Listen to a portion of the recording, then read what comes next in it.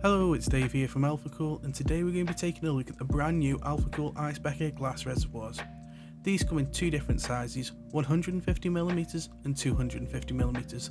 The size does not include the size of the pump, so make sure you take that into consideration when you're measuring up your PC build.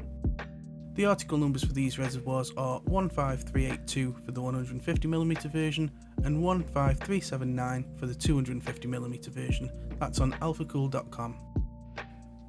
The reservoirs have 5 G1/4 inch thread ports in total, 3 on the top that can be used as inlets or for filling the reservoir, and then 2 additional ports on the front. The left side port is an outlet and the right side port is an inlet. Both reservoirs have our light tower waterfall effect tubes. We'll show you this a little later on.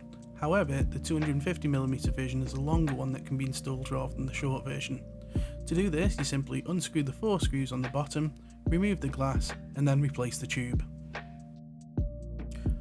To install the pump, you'll need the pump retention ring and 8 M4 screws, all of which are included in the box. The first job is to ensure the O-ring is in the correct position. We have removed ours completely to show you exactly how it should sit. It should be as snug as a bug in a rug, and this is what creates the seal between the water and everything else, so this is probably the most important part of the installation process.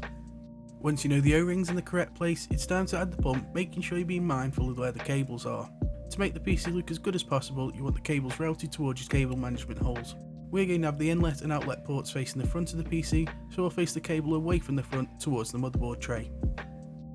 Now that the pump's in place, you can pass all of the pump cables through the pump retention ring. In our case, this is a Molex cable and a tachometer cable.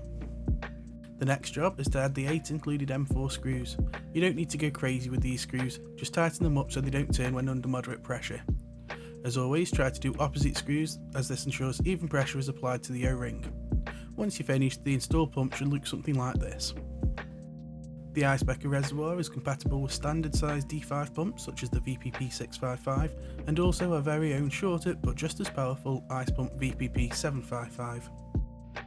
You can mount the Eisbecher glass reservoir to the radiators to keep everything neat and tidy inside your water-cooled PC.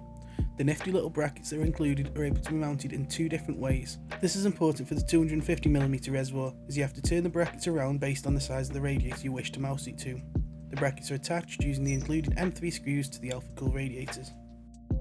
For radiators that use 120mm fans, such as the 240 or 360mm radiators, the bracket should be placed like this. For radiators that use 140mm fans, such as the 280 or 320mm radiators, the bracket should be placed in this orientation instead.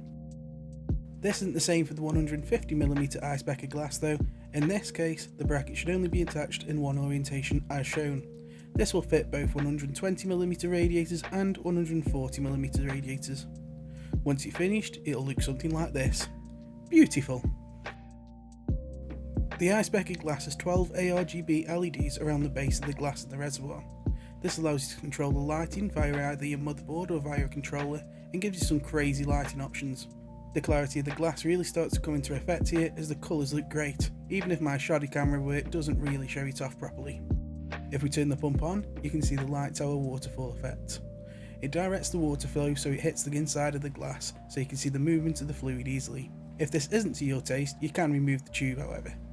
Well, that's it for this one. We hope you enjoyed seeing the Eisbecher glass reservoirs, and we look forward to seeing them in your builds in the future.